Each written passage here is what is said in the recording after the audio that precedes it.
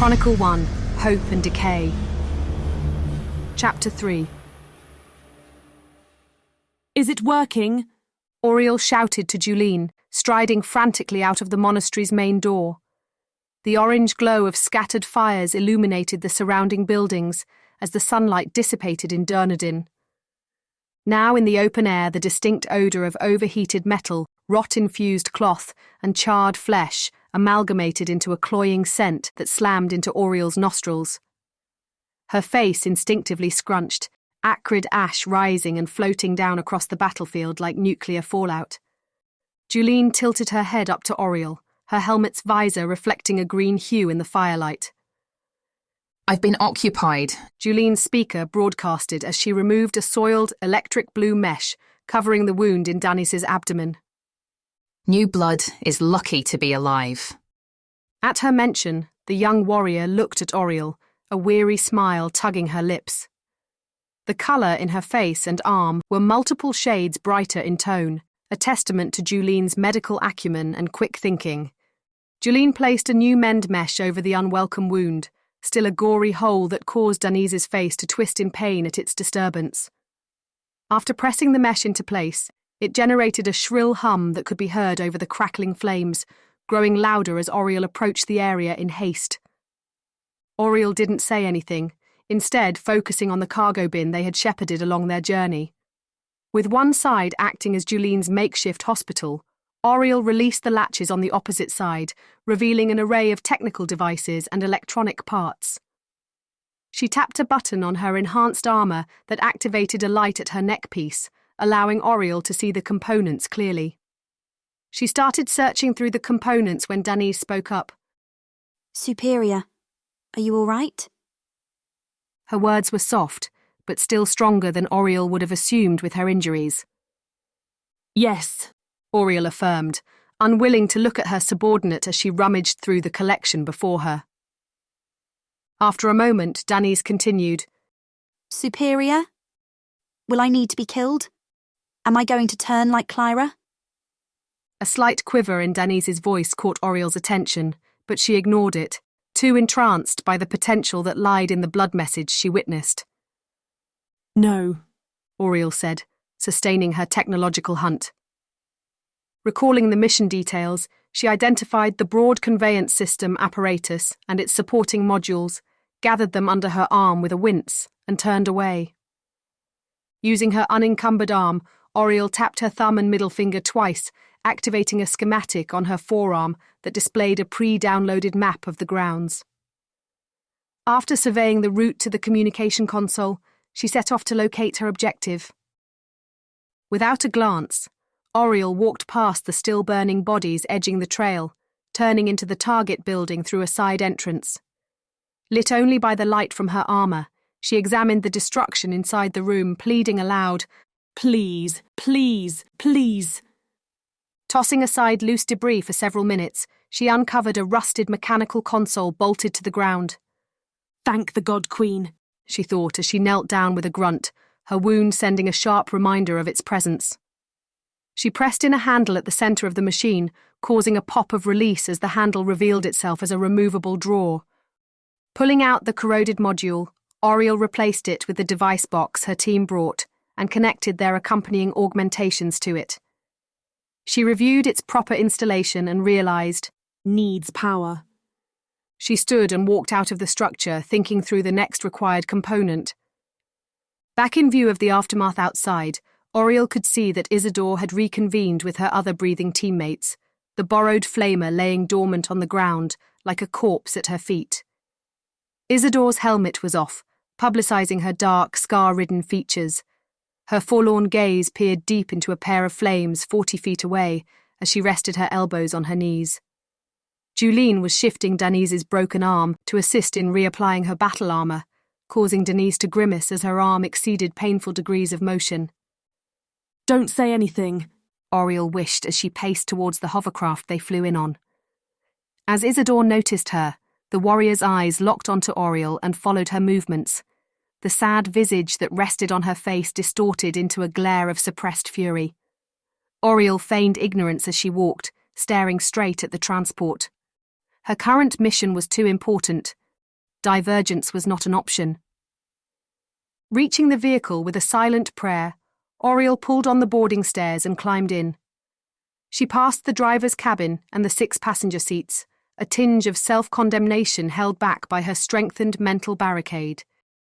In the back of the vessel, she slid a compartment door open to access the other items they stored for the voyage. Auriel coldly turned aside a scuffed-up black bag that belonged to Charity and retrieved a battery pack from beneath it, an item typically used for charging sister-sanctioned armor. Readjusting her grip on its handle, she turned, exited the vehicle, and made her way back past her teammates, both alive and ablaze, to the unpowered console. Auriel knelt down to find the power supply cable at the machine's rear, unplugging it from the ground.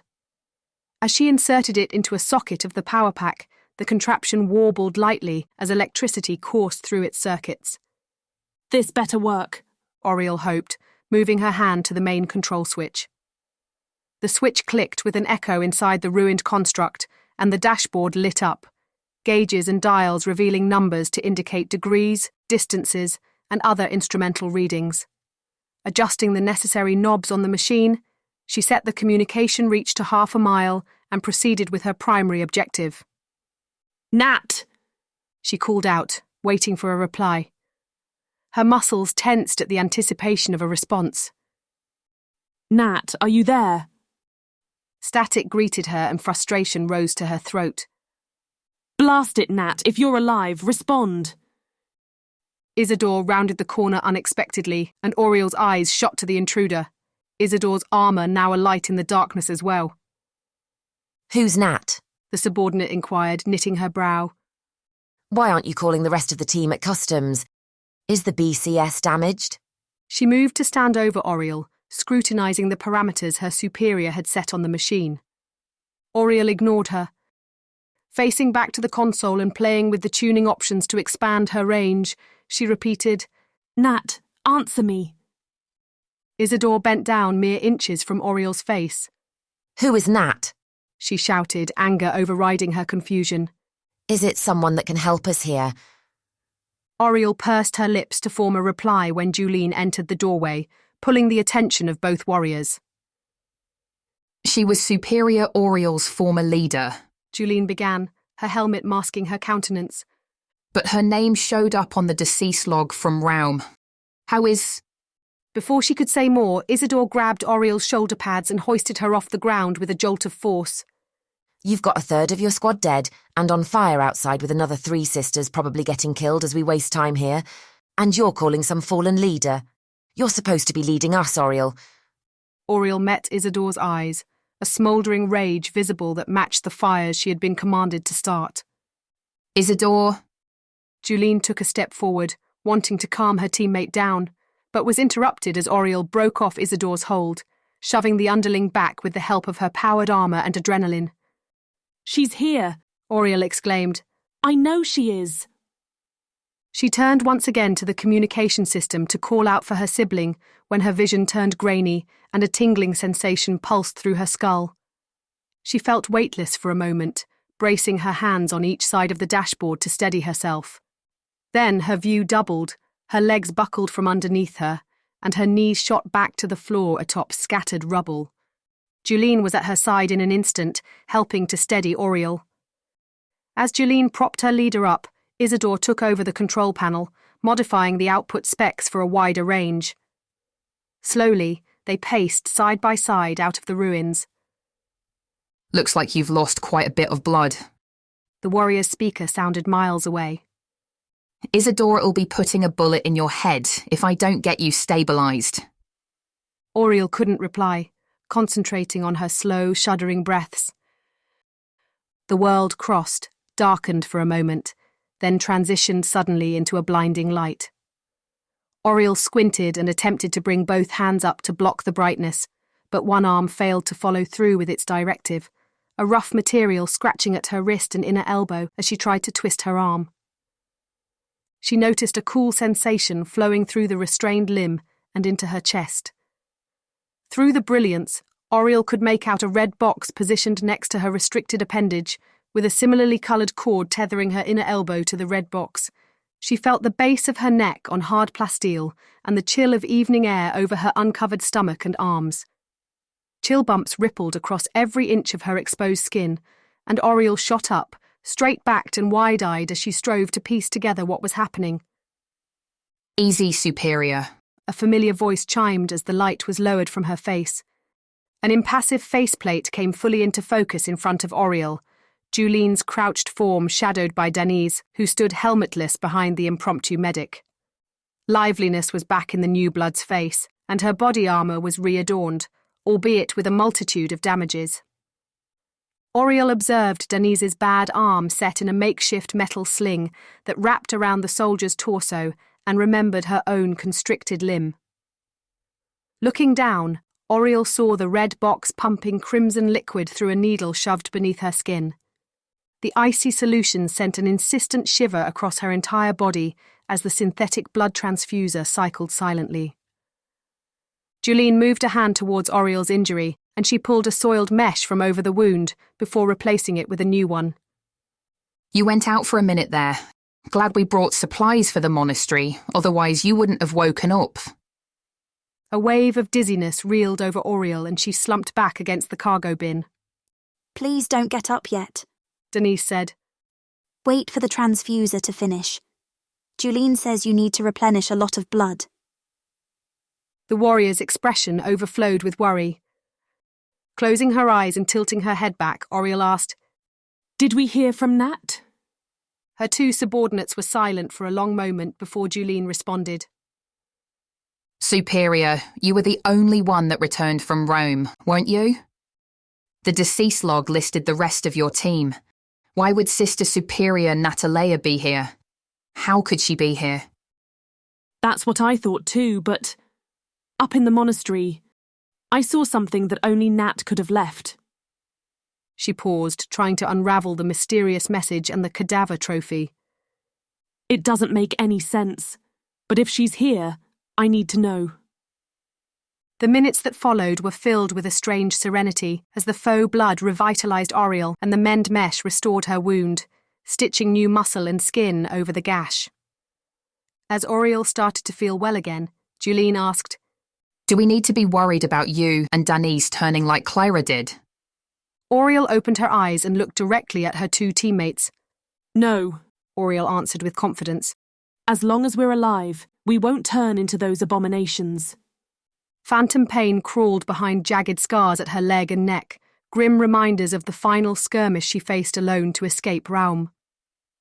Isidore was now back in sight, striding toward the front of the main church towards them with the battery pack in hand. Her face was tight with anxiety. I reached Eleanor. They've been fending off their own assault, but were able to shelter inside a building outside the customs hangar. Lucy has been wounded. They don't know to what extent yet. Were you able to reach the convent? Auriel asked. I couldn't make out everything, but reinforcements should be inbound. Hopefully 17 hours then, Auriel said as she clicked her arm display, setting a countdown timer. She let the statement hang in the air before asking about her true concern. Was there any word from Nat? The anxiety dropped from Isidore's face, her visage turning to unbridled fury. No, there was no message from your dead superior. Auriel noticed her inferior's fists clench. She tilted her head up with challenge, gritting her teeth and giving Isidore an unyielding glare. To cut through the intensifying stillness, Auriel asserted to the trio, Sisters, the clock is against us. You have 10 minutes. Search for anything we can salvage. Yes, Superior. Denise replied immediately, bowing slightly before finagling her helmet on with her good hand and turning to commence her orders. Yes, Superior, Juline repeated, stepping slowly towards a nearby building with her visor fixated on Isidore. The irate soldier said nothing, her posture swelling with a breath that Auriel was sure meant she was about to be struck. Instead, Isidore huffed the air out of her nose and dropped the battery to the ground with a thud before putting on her headpiece and walking away. Auriel exhaled and relaxed her muscles, slumping back as she realized her spine had straightened reflexively. As she waited for the mend mesh to finish its repair, she rifled through the storage container with her unrestrained arm. found a stash of sustenance bars, and ate one. The fake taste of sweetness turned Auriel's stomach, and the dry crumbles made her tongue beg for water, but she was thankful for the food. Once the healing patch finished and the transfuser dinged to announce its completion, she removed the soiled mesh and ran her fingers over new skin that covered the rip in her side.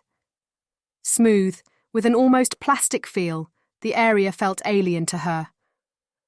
Auriel undid the straps holding down her arm, stood reinvigorated, and slid on her bodysuit before reapplying her plate armor.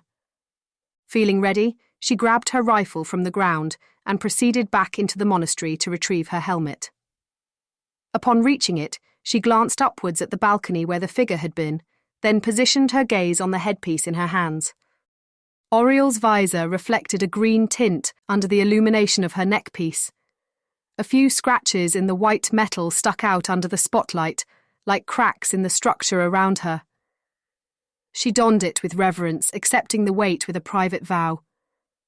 Nat, if you're alive, I will find you. Surveying the foreboding sanctuary one more time now that her night vision was activated, she held her promise tight in her mind and turned to scavenge the grounds. Auriel found herself inside a makeshift refuge hall investigating remnants of the prior occupants, their moulded, dusty bags and dishevelled cots strewn about with splashes of various bodily fluids that made the absence of dead bodies feel amiss. Tarnished trinkets, irrelevant keepsakes, and faded imagraphs depicting unrecognisable loved ones spilled over the ground as she tore through others' belongings. After too much time passed, she had failed to find anything useful when one of her white-plated sisters rounded the hallway into view. Superior, Denise said through their comline, giddiness highlighting her voice. I found something. She walked toward her leader through the junk, and Auriel saw a sheathed sword in the new blood's hand. I found their reliquary. I thought you should be the one to wield this. Bowing her head, Denise held out the ornately covered sword. Even through the monochromatic hue of her visor, Auriel could admire the detailed handle, artsmanship on full display in honour of a now nameless martyr. Auriel's face softened behind her mask, and a slight smile lifted the edges of her mouth. She clasped her hand over Denise's and pushed the holy weapon back toward her subordinate's chest. As Denise raised her head, Auriel said, Keep it. On your first mission, you've survived injuries that would have claimed anyone else, even a canoness. And yet here you stand, still eager to serve. You can and should wield it. Superior, I couldn't. I mean, I'm still so new. I don't deserve this. Denise thrust the sword out again. I insist. Besides, Auriel put a flat palm against the sword at her waist. I have one I'm partial to. Thank you, Superior. Auriel pictured Denise's face beaming behind her faceplate. I didn't find anything quite that extravagant, Julene interjected over their LCS. Let's reconvene at the transport, Auriel declared, and she ushered Denise out of the building.